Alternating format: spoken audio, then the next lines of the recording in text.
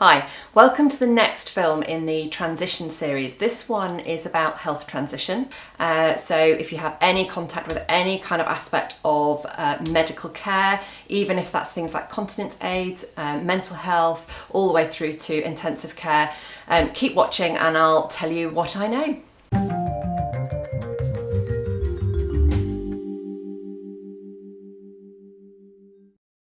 Okay, so this is a film about transition. If you haven't watched the introduction to transition film that I've done before, you might want to click and watch that now. And that's just an overview of what transition is, when you need to start thinking about it, and all the different things that you might want to consider. But if you're interested in health transition, then this one is for you. Health transition is quite often the one we forget because lots of us are so consumed with worrying about what our kids are going to do when they leave school, thinking about college placements and budgets and care providers, that we forget that we need to think about health too, because obviously our kids are moving from paediatric care, children's hospitals, paediatricians, through to adult wards, adult hospitals, adult doctors, and we really need to put a little bit of thought into that, because very rarely are there coordinators who are going to do that job for you. Some specialties, I believe, are better at this than others. In some parts of the country, diabetic care, cardiac care, there are some specialists who seem to have this down to a T transition and will guide your child through it. But as a parent or a carer, you probably want to have a really good overview of everything. If your child has a lot of medical intervention as a regular part of their life, then you're going to have quite a lot of work to do. I'm going to be sending you away with homework. If your child, young person, just has occasional input, then your work is going to be less, but just as important. So what do you need to think about and what do you need to do? The first thing you'll do is print off the tick list that I've created. And that lists everything I could think of, and if I've missed something, please put a comment down below because I can update that list really easily. It's everything I could think of in terms of specialists, clinics, places that you might take your young person, supplies that you might use. So all those different interactions of people and places that you and your child might have as a normal part of everyday life, and emergencies too. Don't forget those emergency situations. And you're going to go through that list and either cross off the ones that aren't relevant to you or put great big red ticks next to the ones that are, and it prompts you to write the name of that person or place that you use or interact with, and then there's a place for notes.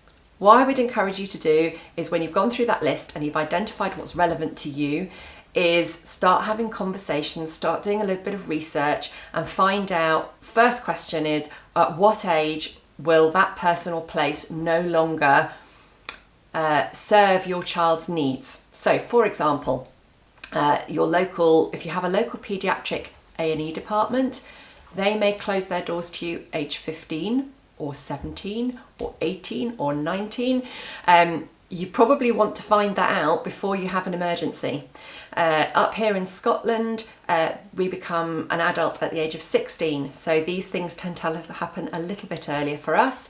Elsewhere in the country, elsewhere in the world, that might be different for you. But ask the question, and with all of these questions I'm prompting you to ask, I would suggest you try really hard to ask the right person, because if you're just asking a nurse that you happen to bump into in the hallway or the corridor, you might not get the answer, the right answer. You might get a, "Oh, I'm pretty sure it is," or "I'm sure last time it happened it was X." So try and make sure you speak to the right person. If it's something really vital that you think you are highly likely to need, so for example, if your child has a lot of admissions into the intensive care unit, then I would get that in writing. And I know that sounds a bit extreme, but if you can pretty much guarantee that in the next year your child is going to need admission into an intensive care unit, and you're expecting to be going to that intensive care unit because you've been told by the nurse that they'll take you up to 18, and you turn up on the door in the middle of an emergency and they say, "No, I'm sorry, you're going into adult intensive care," and you weren't prepared for that, then that can add stress to the situation. So if it's really a critical thing, then I would try and get that in writing. So you're going to be doing your research. One bit of advice I would give is that don't make an assumption that just because you see lots of different consultants in one hospital that they will have the same rules. I know from recent conversations that I've had with my son's physicians, even within the same specialty, one orthopaedic surgeon will probably discharge him when he's 18, and another orthopaedic surgeon has said he will see him until he's 22. So make sure, speak to all the different people that you interact with. Don't make assumptions. And if you start this early enough, then that means that you don't have to make special phone calls or special visits. You can just do it as and when you have your regular appointments, and you can just make a note that that's got to add that to your list of questions is, oh, by the way, when are you going to transition my son or daughter through to adult care? So you need to know when it's going to happen. You also need to know who and where. So if it's a doctor, if it's a consultant, a specialist, who are they going to be passing you on to? Or if it's a place, where are you going to be passed on to? Because then you can make sure that either you build a relationship with that new person, or you make sure that the notes are properly passed on, or you can make sure that you get an introductory appointment as soon as that care is transferred. I've read stories about things like, for example, neurology, where a child's been pretty stable with their seizures, hasn't really needed any intervention.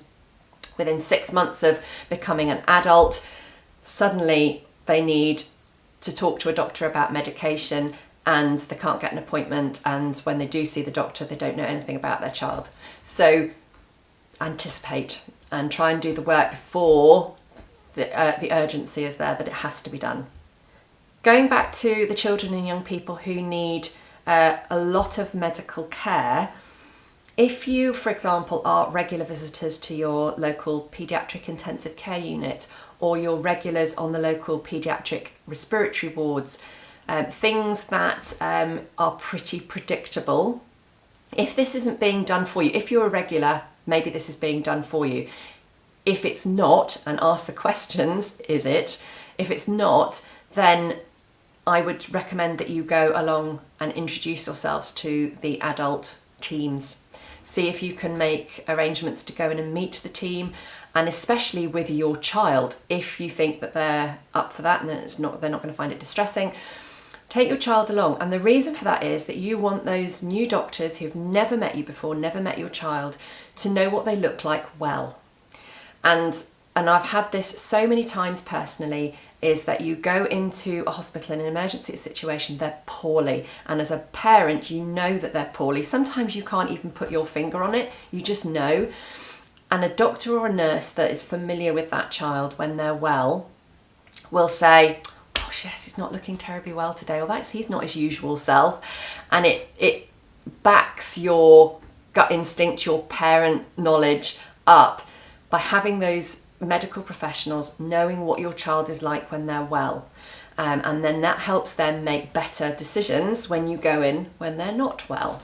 And a doctor friend has suggested you may even want to do that every 6 months if that's suitable for your child or young person to do that. Then if you are going to be regularly being an inpatient into these situations, keep up to date with the team, keep going in and meeting them. I want to talk a little bit about GPs. So for us as neurotypical adults, a GP is our normal first port of call, primary healthcare provider that you go to if you have a medical issue, big or small.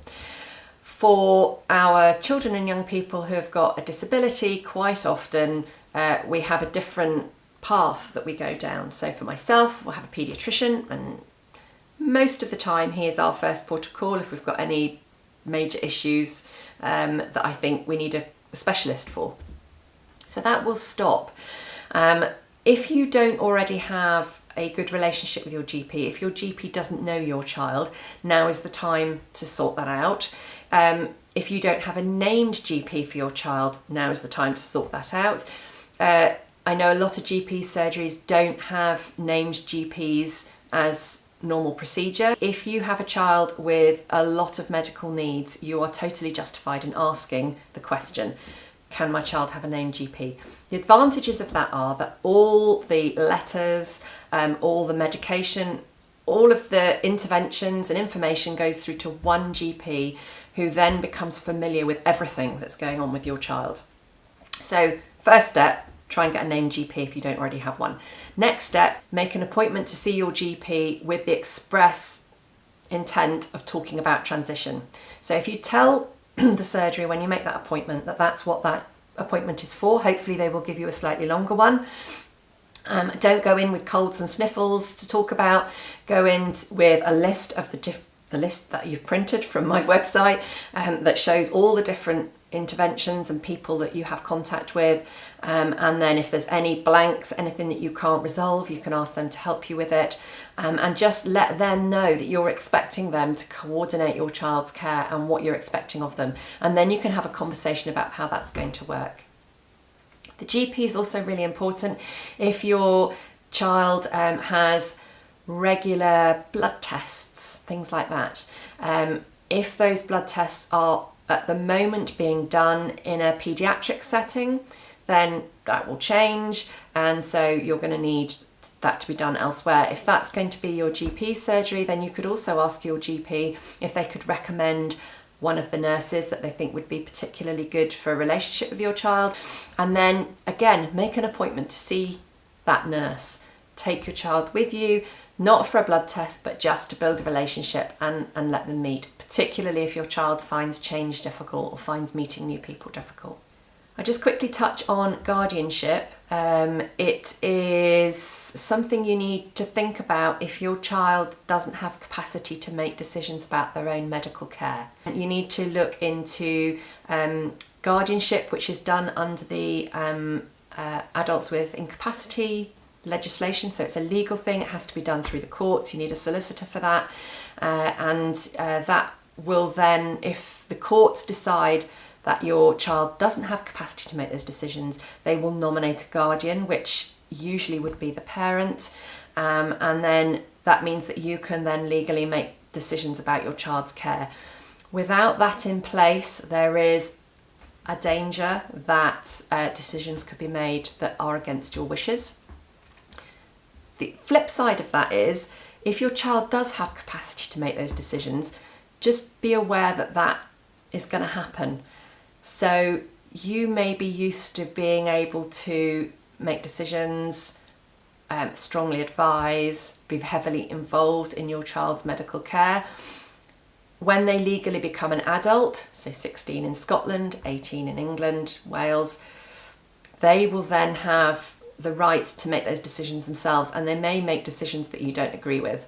So conversations to be had, things to think about around consent and decision making. Something else that will probably stop when your child leaves paediatric care or leaves school is therapies. So if your child is regularly or even irregularly receiving speech and language therapy, physiotherapy, occupational therapy, the chances are that those will stop. Those are on the list, the printable list that I've got on my website, just to remind you to ask questions about that. As far as I'm aware, the coverage of therapies like that across the country is poor after the age of 18 or after transition to adulthood. To be honest, I don't think there's a huge amount we can do about that. The resources just aren't there to support it for regular therapy intervention.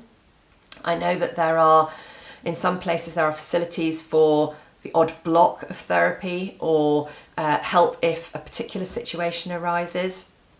I would have a think about that, and if there is, for example, if your child has respiratory needs and really needs regular chest physio to keep them well, then that might be a fight that you're willing to have with your local authority to maintain that chest physio.